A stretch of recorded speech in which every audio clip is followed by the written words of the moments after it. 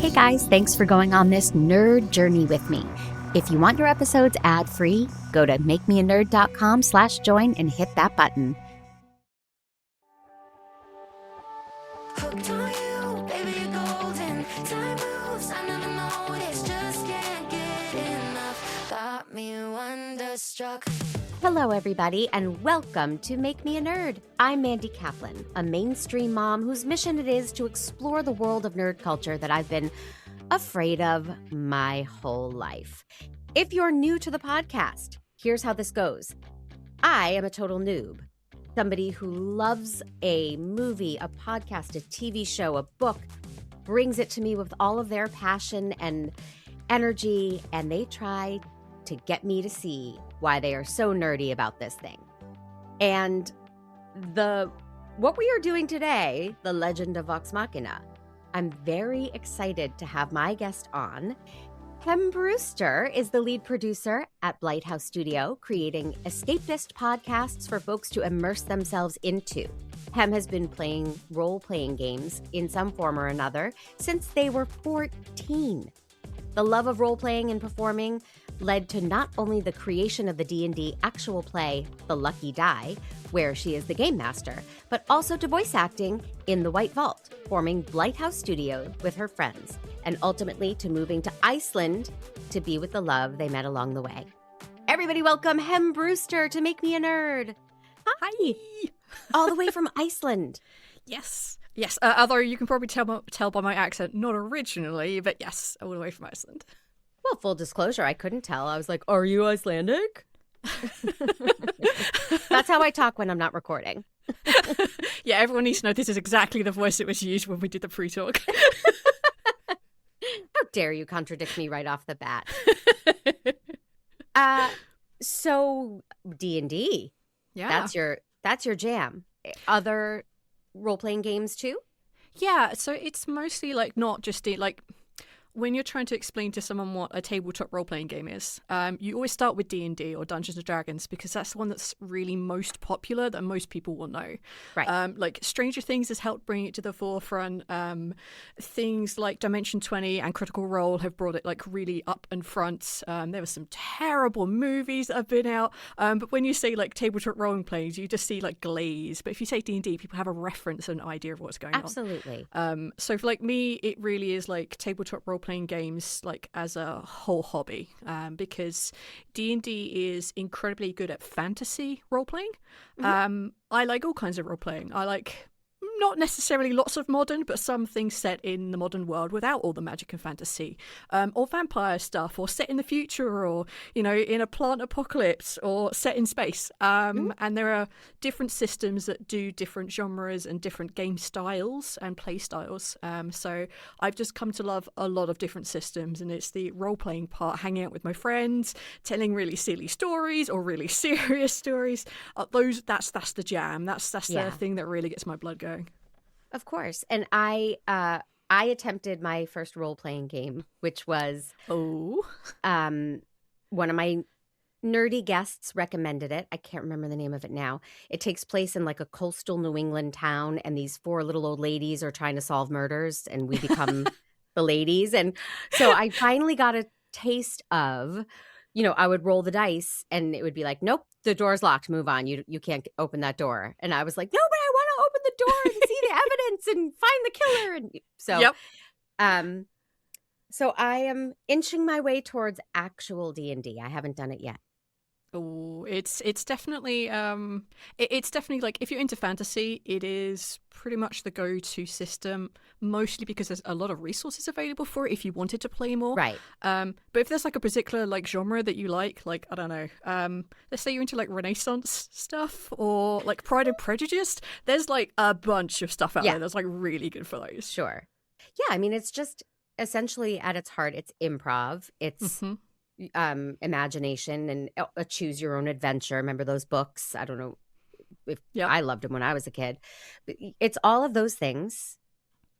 And I think you're right that D&D became the jumping off point. So it was elves and gnomes and fairies and dragons and that type of setting. But now it's limitless.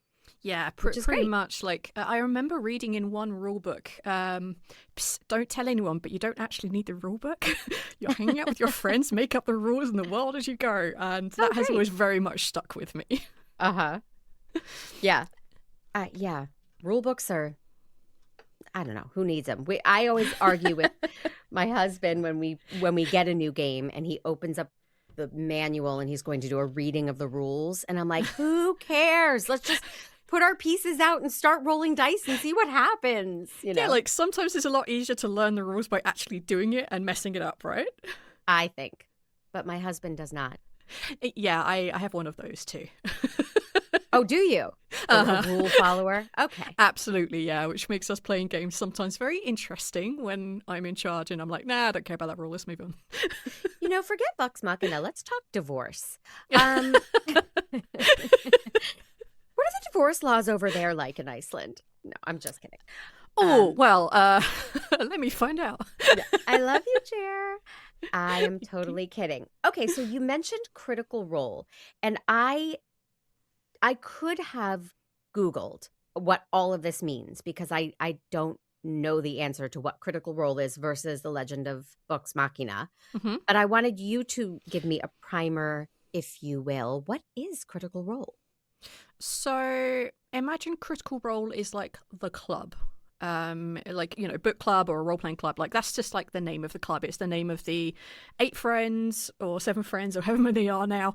14, I think, at this point. They're a group of friends who are all voice actors when they start and probably still are. Yes. And they decided to take their home game, the one that they just played privately for nobody else, and put it out on Twitch. So every week they play between 3 and 8 hours. Oh my gosh, those old days. And they would play the game. And is it the same campaign, or would it be like today we're doing something totally different and next week different? So they do long campaigns. Okay. So the Legends of Vox Machina is the name of the group of characters that they played. So the voice actors, Critical Role, would play this group, and the group was called Vox Machina. And they...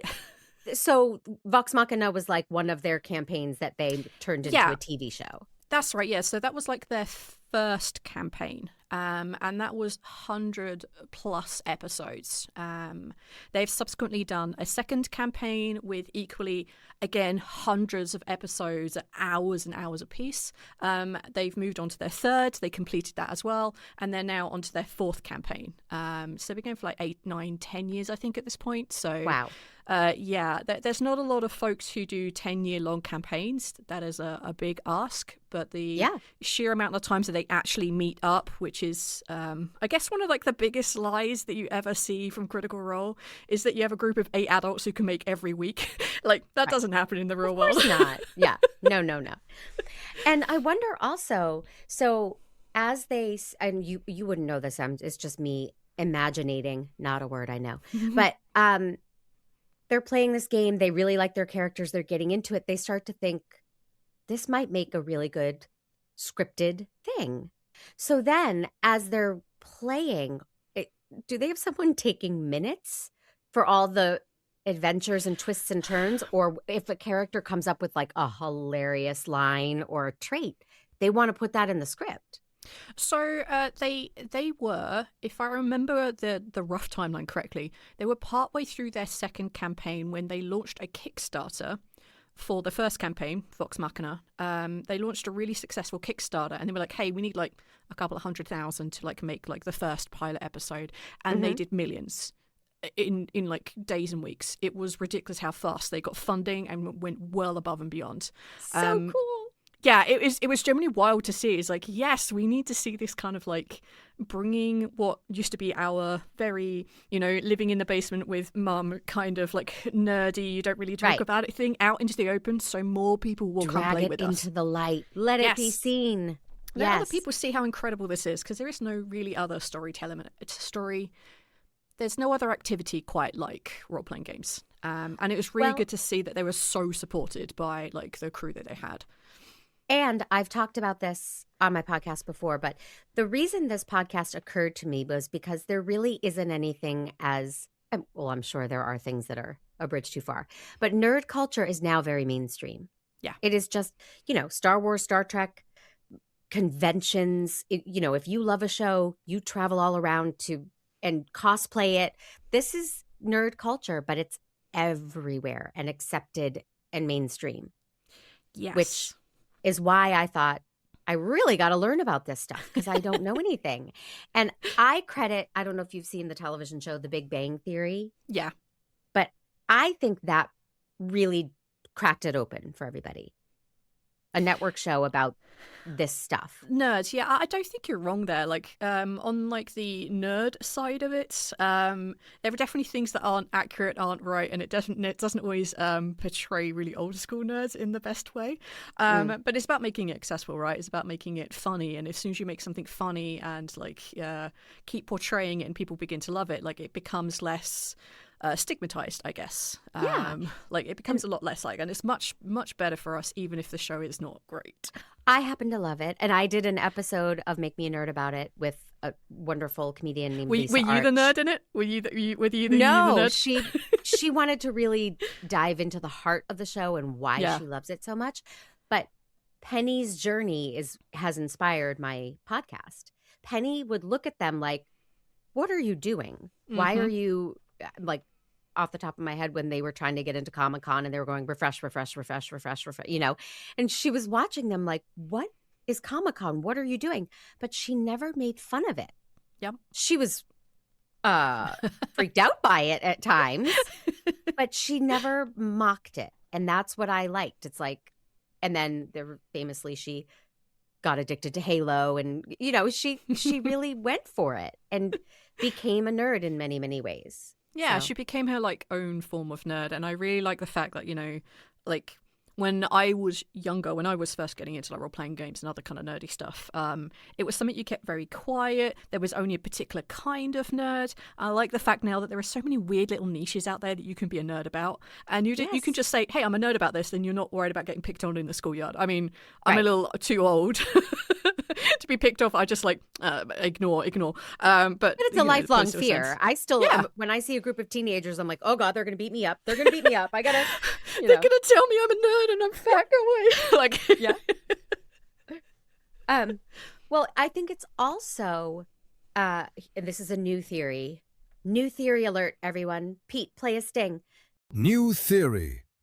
I think it's the blending, fusion cuisine. You can have like Japanese Mexican cuisine, right? So they're now blending nerd culture with very mainstream things like romantasy books. And this makes it like, well, I like romance. Oh, maybe I'll like a romance about dragons, right? And if you don't know what I'm talking about, there's an episode on Fourth Wing in my library that you can listen to. That was one of my first. A Court of Thorn and Roses I read these books for this podcast, but I never would have known about them. And they became wildly mainstream popular successes because it's like a gateway. Yeah, I very much, that's like how I've come to consider like Dungeons and Dragons in the role-playing world, is that it's a gateway into finding the weird little niche of storytelling that you and your friends like. Yes. So yeah, like if you're into very much sci-fi stuff, like there are much better systems than D&D, but this is a good way to get into it because it has become very, very accessible because the amount of people who do stuff about it. But then someone's like, hey, if you want to you want to play Starfinder, and you're just like, okay, sure, like that sounds like what I'm into. Or like, yeah, for example, you want to play just a 2-person game and it's a romance game. It's out there. It's totally out there for people to play and find, and it's really good to have that variety, so you're no longer just an elf, a dwarf, or a human. Right. And I remember the name of the game I played. Chrissy Lenz, one of my most frequent nerd guests, whom I love, she recommended Brindlewood Bay. That's the name of the game. Cool. And when I got it, it was just a book. And I was like, this isn't a game. This is a book. Like, that's how ignorant I was. But you also have to have a DM that is so good at thinking outside the box and creating fun things. And I was... Yeah. Yeah, absolutely, you do need We that. got lucky. Yeah. Like so there's a little bit of a misconception that your GM has to be the absolute best, right? And one of the downsides of having things like Critical Role out there is that you always get compared to the GMs that are known, right? Why aren't you doing character voices? Why isn't your thing X, Y, or Z? Why isn't it exactly what I'm expecting? And I very much always have the you need to be the best GM for your table, because some people don't want to do the in-depth, like, we call them campfire talks, when your characters are really emotional with each other, and other people at the table are like, okay, can you get on with this? I want to go kill a monster. Like, you have to have a good GM for your particular table who knows, like, the way that your group runs. That makes sense. Yeah, one of the other misconceptions that you also see quite a lot is that the GM has to know every rule in the book. And they don't. You really don't. You just need to know enough to get on and make a ruling, because undoubtedly there is a bigger nerd at your table who knows all the rules. Use them, ask them what the rule is, and then make a decision after that. But yeah, like there are things like with for example, the GM, the game master, or keeper, depending on the system. They quite often they'll homebrew, which means they'll just make everything up, the world, the characters, the stories.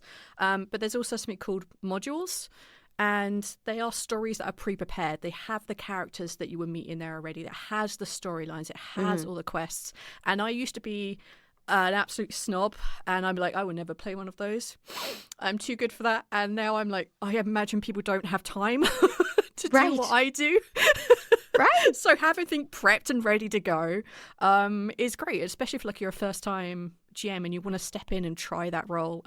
Modules are there for you, and there's so many different stories out there using systems that you know, systems that you don't know, and some of them are like really short, so they're like one evening to play, and some of them are much longer. Like I've played in a campaign, Call of Cthulhu, and it's called Masters of Nyarlathotep, and it took us 2 or 3 years to complete.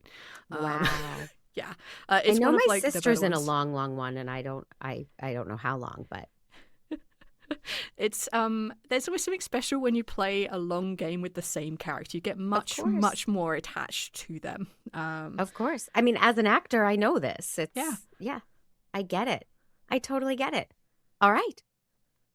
Are we ready to dive into the television show Legend of Vox Machina? Let's go. This thing is rated 100% and 94% on Rotten Tomatoes. That is extremely rare. Mm-hmm. People love this show. And I instantly think I know why. What's your theory? Could we do another theory stinger? Like That I'm going to make up on the spot like I'm role playing. Let me roll some dice. New theory. I think it is designed for everyone. It is designed for real insiders and total noobs like me. Mm-hmm. And therefore, my general note was about this first episode. It's the holy grail of nerdery. It combines fantasy, RPG, Monty Python humor, animation, and musical numbers. Mm-hmm. Like, who are we leaving out? Yep. That's for everybody. It almost feels like a shotgun approach to getting people to like your show. Absolutely. Because even like right at the beginning, like the opening shots when you have like Matt narrating the beginning, like there's the Lord of the Rings reference right there. You have an elf, you have the human guy, you have what is clearly Gandalf in there, and instantly, boom, smashed out. It's so good. Yep. Yeah. I wrote, I love the fake out opening. Yep. And the right amount of humor, which we can dive into more, to get someone like me to jump right in. Mm-hmm. If it took itself extremely seriously, and which I've watched many entities that are not comedies, it's a little harder for me because I'm like, oh gosh, I'm supposed to be following all of this lore and all of these characters and the history and the who's good and who's evil, and I get overwhelmed. Mm-hmm. But if you give me a good fart joke, that buys a lot for me, and I'm like, okay, I'm with this. I'm following. Yeah, like, and that really is a big reflection on how they play. So I don't think I was there when they did the first episode when they did their very first like Twitch stream. I think I was there for the second, third, and fourth. Oh, so you were like, okay, yeah. So you've been with this since the beginning. Got it. Yes, off and on since the beginning. And yeah, like I remember watching them, and that is pretty much like those very, very first streams are how you see, or how my experience has been of like home games, the ones that aren't published. There's lots of like dick jokes in there, there's lots of fart gags in there, there's fun times, there is taking things really super seriously, there's minutia control of this and that. There's lots of fun and laughter in the table, even though the story may be like really serious.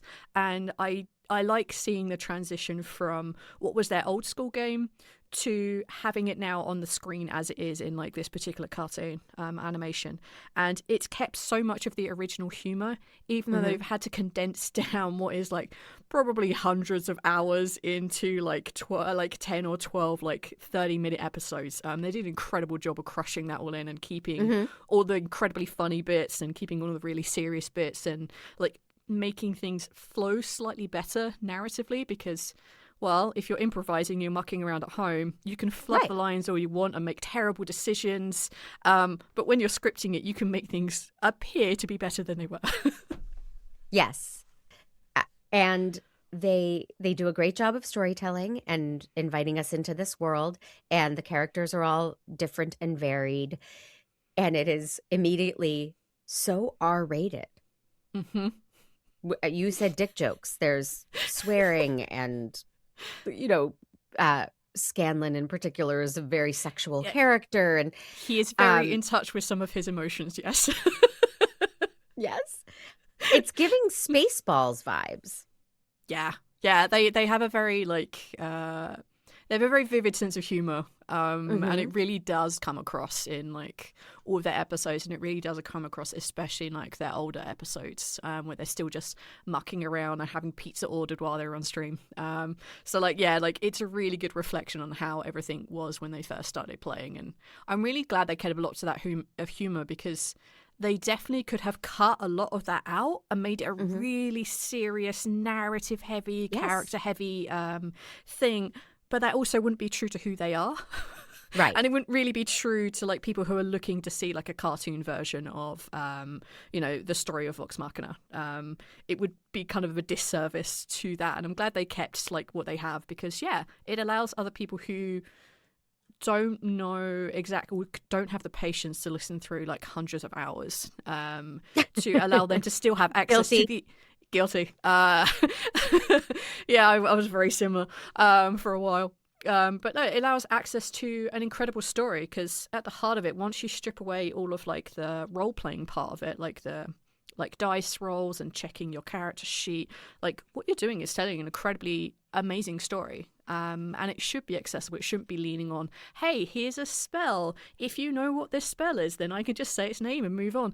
Like, they don't do that. They're constantly having Scanlan's hand appear, and you know what that is when he says it, because it appears. It's a giant hand. It's really good. Yes. And they use music a lot. They even did a musical number to introduce the characters, which I thoroughly appreciated. It was so good. Yes.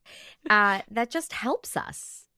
Those who know and those who don't. Gives you new appreciation and gives me my first glimpse. Yeah, I think it's definitely a really good way of introducing the basics of what the character is in that like introduction song. And it was kind of like one of the reasons why I wanted to, obviously, apart from the fact that it's the beginning episode, it's one of the great ways to learn about the characters. It has like such like, in a very short amount of time, they have made something which could be really dull and boring, like, they are twins, they are half-elves, they are a thief and a ranger with a bear. Like, they could have done that. It's incredibly boring. But to turn that into a Scanlan song is a great way of demonstrating that. And yet, even though it's very funny, sometimes I just write down a funny line that made me LOL. And Grog, who is the big... how would you describe Grog? He's a I don't want to Goliath. insult him. So Goliath. he is massively tall. He's very We're both bald doing and the has same thing greyish with kind of our skin. arms Yeah, like now, we have by the way, like like our big arms. Yeah. He gets hurt and he says, "Oh, it's just a flesh wound. Question for you: is this normal?" And then he removes his hand, and the blood, like a geyser, the blood sprays out from his wound. And I thought that was, I think he's my favorite.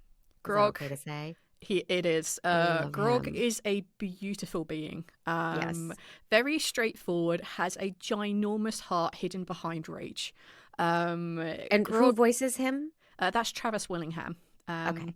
Travis Willingham has done a lot of voices for a lot of like games and for a lot of anime dubs. But he is also actually the CEO of Critical Role. Okay. He is like the man in charge, and sometimes like you'll see clips like this is the CEO of Critical Role, and he's just doing something really goofy because he just is. hmm Yeah. I love that he's the brains behind the operation because Grog is not within yes. Vox Machina. Within Vox Machina, yeah. And all Vox Machina is, for my listeners who don't know, first of all, it's on Amazon and everybody should watch it. But it is like a band of merry mercenaries hmm who are given the task of heading out into the world, and I don't even know what the mission is. Is that terrible? No, it's not at all. So if you play D&D a lot, you very much notice the trope of group of mercenaries in a bar, get drunk, have a bar brawl, have no money, have to find a job, go to the local notice board, see there's a mission from the king that will pay you money, you take it and you go and try and do the job. It's a very typical trope, but it is a good one. Okay, great. So is it the same mission that they're on all season, or do they? No. Okay. So very much like one of the good ways, like if you're building like a D&D like game or any sort of role-playing game actually, usually it takes a while to get your characters or your players invested in the bigger story. So you start really small. You give them a little mission like, hey, go over here and just kill this thing. We don't know what it is, but it's causing trouble over there. Just go deal with that. And then they go there, they find a little tidbit story, they bond with some villagers, and then like any good story, you kill all the villagers so that they feel invested. They come back, complete the mission, and then a new mission tangentially related to that will help them like flow themselves into that story and get invested. Gotcha. So yeah, that's kind of what's going on. Gotcha. Well, I thoroughly enjoyed the pilot. Yeah, it's really good. And I think this is when I had the idea. So full disclosure for the world, I tangentially know Sam Riegel, one of the original Critical Role creators and actors, and he plays Scanlan, the musical elf, gnome. What is he? He's a gnome. He's a gnome. gnome. So he's a gnome bard. But he's also hot. Like he's built with a nice chest, and he's got it's a chest confusing hair. time. He shows it and he knows it. Yeah. So I reached out to you and I said, if you wanted to ask Sam anything, what would you ask? And Sam recorded his answer, and I'm going to play it for us. So Awesome. And see what you think and see what I think. And Pete, I apologize if this technically doesn't work, but I'm going to try it this way. The question is, what changed from the streamed game to the TV show am I most proud of? There's so many things I'm proud of with the show, the shows that we make. I think the most thing I'm proud of, because I also serve as the casting director, is I love that we've taken these NPCs, the world of Exandria, and fleshed them out with incredible actors from around the world. And populated our show with the best actors in voiceover and film and TV. And it makes our show better. It makes the world more real. And we get to work with some incredible talent. I'm also really proud of the way that we were able to translate magic, the magic systems and rules of a TTRPG game into a narrative that made sense. You don't need to know anything about the rules of games to enjoy the show, and it turned out beyond our wildest expectations. Pete, I will send you that so you can play good audio for everybody. And people might be going, who is this Pete? Does she have an imaginary friend? Yes, I do, but it's not Pete. Pete is the engineer and producer of Make Me a Nerd by True Story FM. And my theme song is Wonderstruck by Jane and the Boy. And you can please go to Apple Podcasts, leave a 5-star review. And if you write me a message, You can make a suggestion for something you want me to get nerdy about. You can ask a question. You can just tell me my hair looks good. Whatever it is, I'll give you a shout out on the air. And if you're feeling extra supportive, please go to makemeanerd.com/join. And hitting that button will get you your episodes ad-free and early, and all of my gratitude. Episode 7, Scanbo. Yes. Sam wrote this one. Co-wrote. And it starts with teens in a private school getting yelled at. And Yes. I said, who the hell are these people? This is like Murder, She Wrote. Like all of a sudden there's new, and then are we following these people this week? And so were they in episodes I missed? So there were many reasons I chose this episode because so much happens in this, right? Yeah. And there's so much like things we can bounce off of, I think. But what happens at the beginning of episode 7 is that we actually get a flashback to Percy's backstory. So Percy is one of the characters. He is portrayed by Taliesin Jaffe, and his backstory essentially is that he once belonged to an incredibly powerful and rich family. The Whitestone kind of province. He is a Dorolo, and he has a twin, if I remember. Yes. She's either a twin or it just is his sister. Either way. I think it's twin, Cassandra. Yeah. And we flash back to them being teenagers, and we meet this like horrible professor who's a bit of a douche, and we learn about that, and then it flashes forward. What we kind of learn in the beginning of this episode and throughout this episode and the rest of the season really is Percy's toxic obsession with his gun. That's not a euphemism, it's an actual gun. But it really is a metaphor for his over investment in revenge and hatred. The gun displays like the names of the people on his hit list. It's very cool. It is incredibly cool. I think at this point he's knocked a couple of them off in the prior episodes. Okay. But like he obviously becomes like very possessed when he's using this gun, and like when we get to the final episode, like we can definitely discuss what that looks like. So yeah, it's like begins to like tell that really horrible story of like how he got to where he is, how his parents and his family got like absolutely destroyed, and he's just found out his sister is still alive, and they are currently hiding out so that they can break back into like the castle to get his sister who's being held hostage by the Lord and Lady Briarwood. And yeah, like they're just kind of there waiting for the opportune moment to actually go and like rescue her. And yeah, they confront him about some very dodgy decisions that he has made and get him to tell the truth about what is happening in his life. And this episode to me felt much more like an RPG game and less like a TV show. Yes. There were a lot of, I'm going to go this way. Oh, that just blew up in flames. I have to go this way. Things that I think are ripped from that feeling. Yeah, pretty much. Like this particular episode is very much an episode in like two halves. So you have like the heavy emotional role play that is Percy's backstory and his interactions with the other characters, and then you have Scanlan's side of the story. I watched this episode live, like when they were playing. It's like a couple of like hours long, not just the 30 seconds. Right. 30 minutes. Yeah. And in it, Scanlan decides to make a distraction because he's an annoying distraction. That's his job. He's a bard. He's very flashy. And it was nothing but chaos watching the original stream of Sam, who plays Scanlan, breaking into this dude's house and trying to set it on fire and eventually turning into a triceratops. It was far, far more chaotic when it was live. And I'm impressed how well they made it slightly better. Narratively flow much smoother. Yes. You lose some of the humor that came from like that very live reaction. Oh god, the door's closed, for example. Right in the middle of it, you lose the chaos of like, I have an idea, polymorph triceratops. Like you lose some of that humor, but you definitely see the steps in the episode of itself, like, yeah, where he's like bouncing between one thing and another thing, and oh, oops, this is closed, and oh, oops, I've added like right next to the boss, for example. It's It's chaos, and it's why I wanted you to see the episode. Which I also appreciate.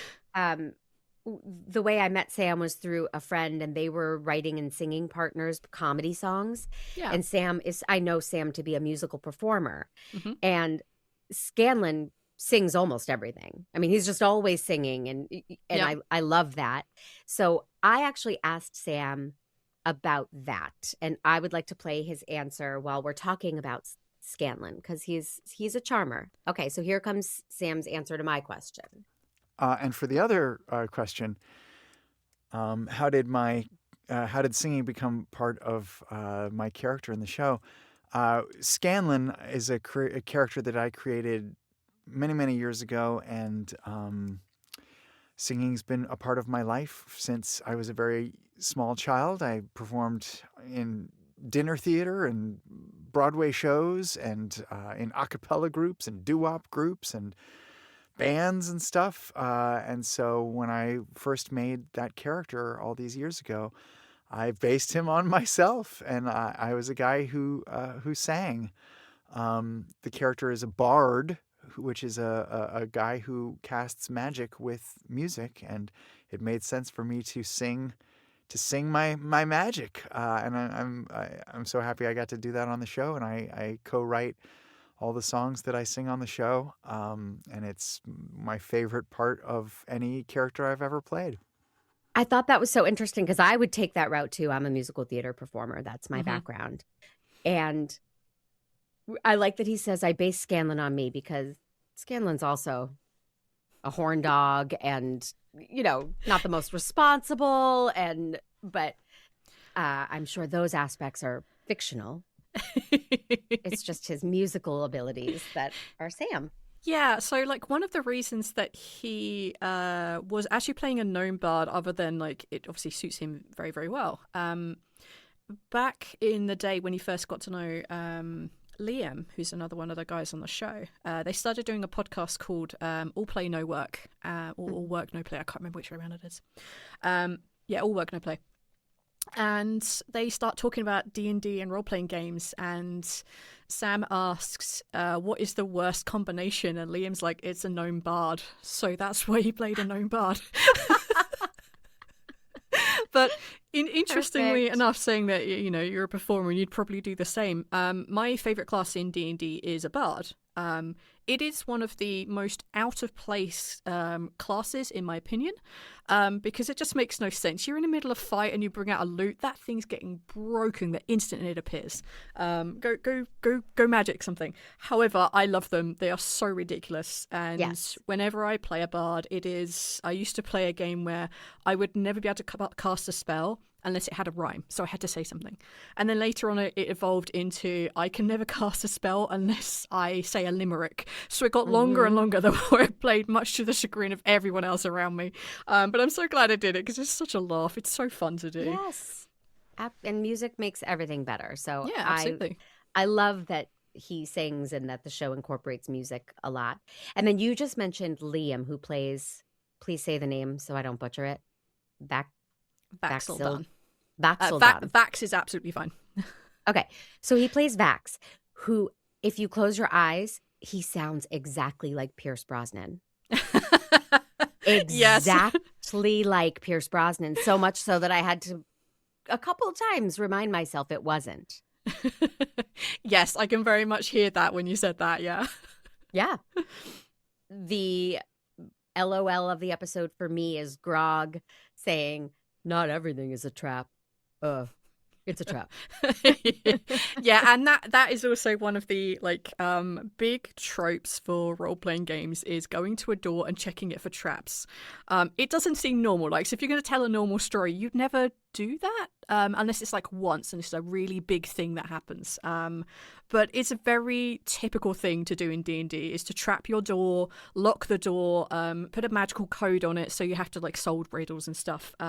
Or you can psych out your players and don't do anything to the door whatsoever, including not locking it. And it is hours of fun. And it's so good to see because no one thinks to just open the door. Exactly, because you assume, how are we going to get in? Yeah, how am I going to get in? It's going to be trapped, right? Because they're like a big mage, and they've just left it open. It's just, it was so good to see, and it was like one of the highlights, other than the memory of the triceratops incident from the stream.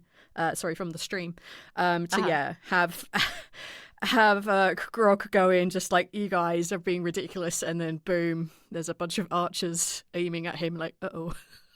Yeah, it was very funny. And so you remember these details of these streams. Do you rewatch them as you're watching this TV show, or you just remember? No. How do you do that? You're young.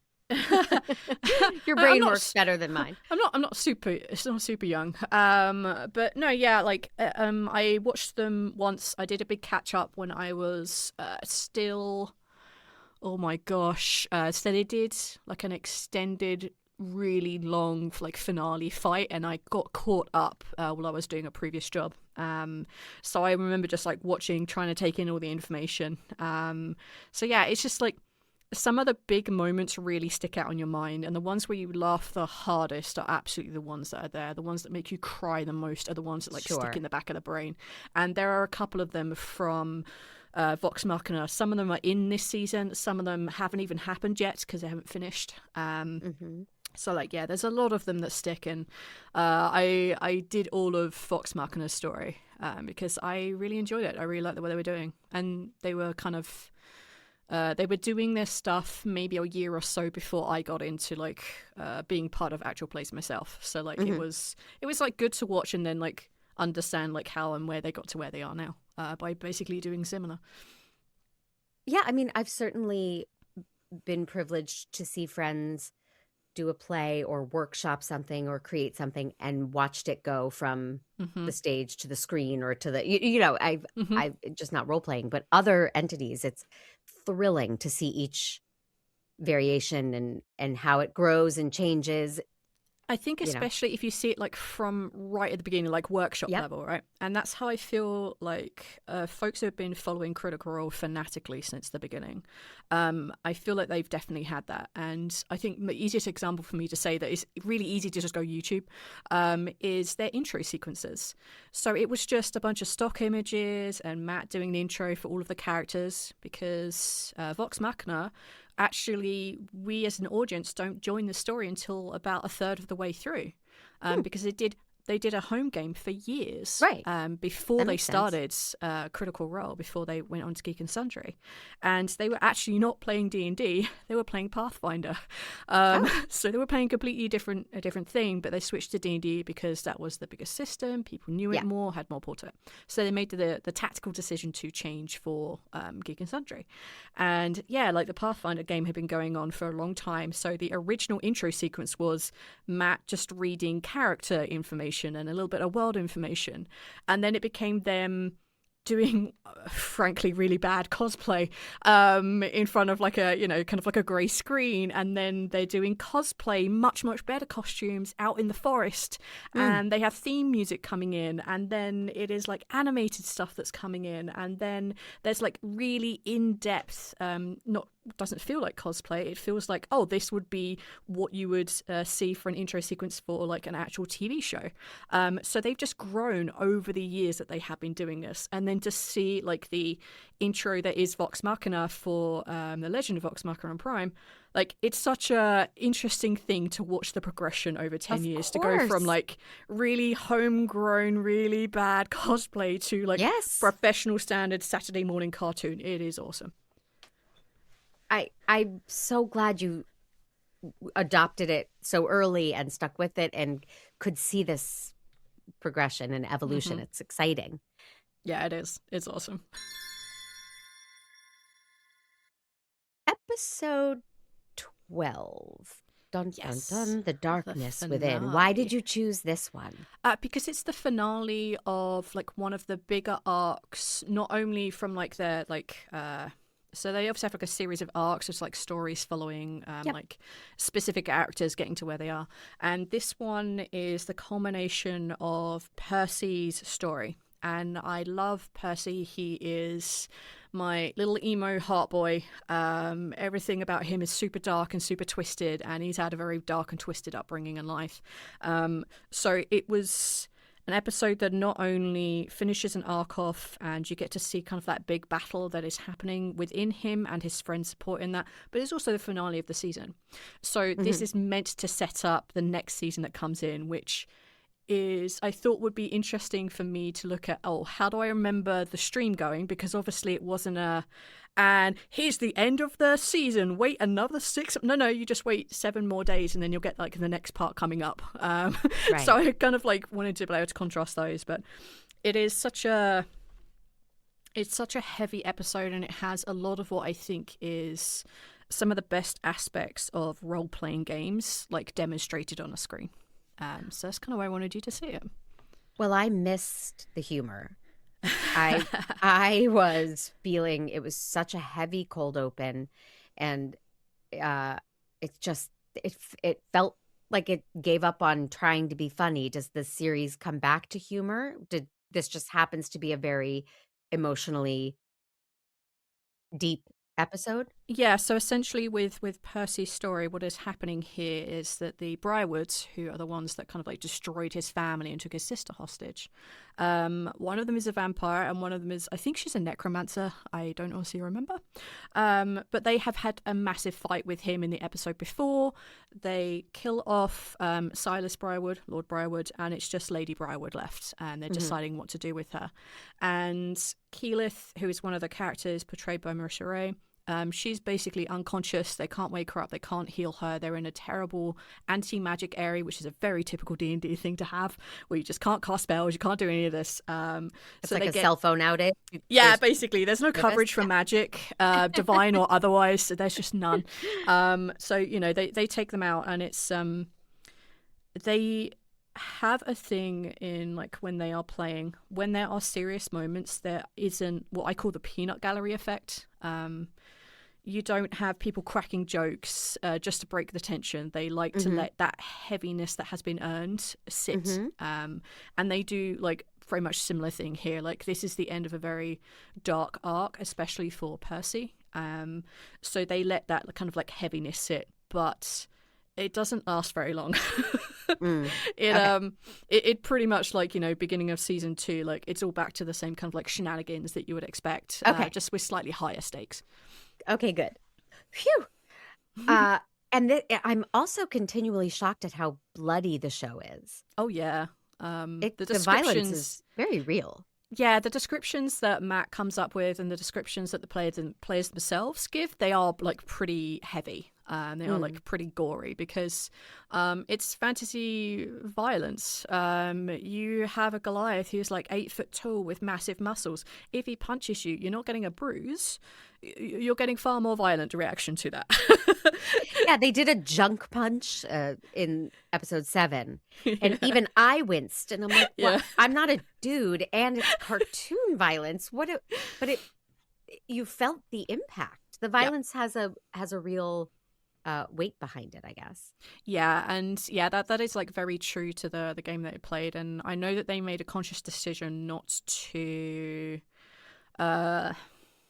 censor, not to roll back too hard on like their level of like rating, or whatever you want to call it, like PG or R. Like I don't know what rating is. It's kind of different most places, but yeah, like they decided not to roll back too much on that. Hence the cartoon nudity in places, and hence like the like extreme gore that comes up because and it does happen when you play. Like if your keeper or your GM is the kind of person that's like, hey, like what do you want to happen now that you've won? Like this is your moment. This is your moment to shine. What do you want to do? And when you are in it, and this character has been the bane of your character's existence for years, it's literally been months of real-time playing, and you finally lay that smack down on them, you are very much, get carried away, and you're very vicious. Yes, it gets vicious. And lastly, I wanted to ask you, if you can believe I'm saying lastly, this flew by. You are easy to talk to. Thank you. But... well, before I ask my big question, tell everybody where they can hear your stuff and see your stuff. Oh, so I am part of a group. I'm the lead producer for Blighthouse Studio, and you can find us by searching blighthouse.studio. And there you will find a link to all the stuff that we create as a group. And there's actually about 6 of us from various different countries and parts of the US. And we have 2 actual plays. One is D&D, called The Lucky Die. We have a Call of Cthulhu game, which is much more eldritch horror and less fantasy, and that's called The Sprouting. And we have a couple of other like fantasy shows and like talk shows as well. And everything that we do is on there, and everything that our group does that isn't under the Blighthouse umbrella can also be found on there, because I love my friends and I love the stuff that we do, even if they're not officially under our umbrella. Yes, lift everybody up. Pretty much. That's great. So I wanted to say I love the animation style of the show. Mm-hmm. And it is, I might be talking out of my ass. It is 2D, like classic animation. Yeah, is that very accurate? much so, yeah. Oh, okay. So if you're it reminds thinking, me like- of my childhood, and I watch He-Man and those shows. Yes, it's that kind of style, but maybe slightly smoother. Slightly smoother, but not more realistic or CGI'd or 3D. And I really like that. And it puts the character and the story above the style and the animation. Yeah. They did an incredibly good job of taking out the story from all of like the meta stuff, from you don't need to know what this spell or what this character's class is. Like we know that Scanlan is a bard, but we don't really know what class Percy is, for example. I don't even know what a class is. What do you mean class? So a class is like a group of abilities or themes to your character. So for example, if you wanted to play someone who's really in touch with nature, has an animal, who likes to track things and uses a bow, you'd probably suit it to the ranger class. Don't have a lot of magic, you're kind of more about nature and you kind of deal with that. However, if you want to be someone who is a very typical, I have a book in my hand, I'm going to read the spells out loud and magic is going to happen over there, you want to be a wizard. So it's kind of like breaking them up like that. You have really nerdicated me. As you were describing all of the the things you're doing on Blighthouse, I didn't understand half the words you said. So I have a lot of catching up to do. All right. So I will explain the bigger one that we do, which is actual play. That is us playing D&D or Call of Cthulhu or whatever system we're playing. Yep. Slow down. Call of Cthulhu. Call of Cthulhu. Call of Cthulhu. I still don't know what it is, but I just wanted to understand what you were saying. Do you know who Lovecraft is? I've heard the word, but I don't know what that is. Okay. Let me take you to a place, right? Imagine there is a horror beyond comprehension. Like even thinking about it will drive you mad. Okay. That is Cthulhu. Okay. So Call of Cthulhu is people that purposely seek out things that will drive you mad to bring into our world because they think the world should be ended or because they love Cthulhu because they've been driven mad by Cthulhu. Okay. It's called eldritch horror and it's a huge genre. Okay. I have become I know. I just wanted to see if you knew. I got it. Yeah, you got it. See, thank you for testing me. Thank you for passing. You're welcome. This was so wonderful. Thank you for coming on. Maybe there's something in that realm. If you want to come back, we could... If you want your mind warped by Cthulhu, I'm there, man. Okay. I'm a little scared, which is probably good. It means I should do it. Well, thank you, Hembrewster, and thank you everybody for listening. Until next time.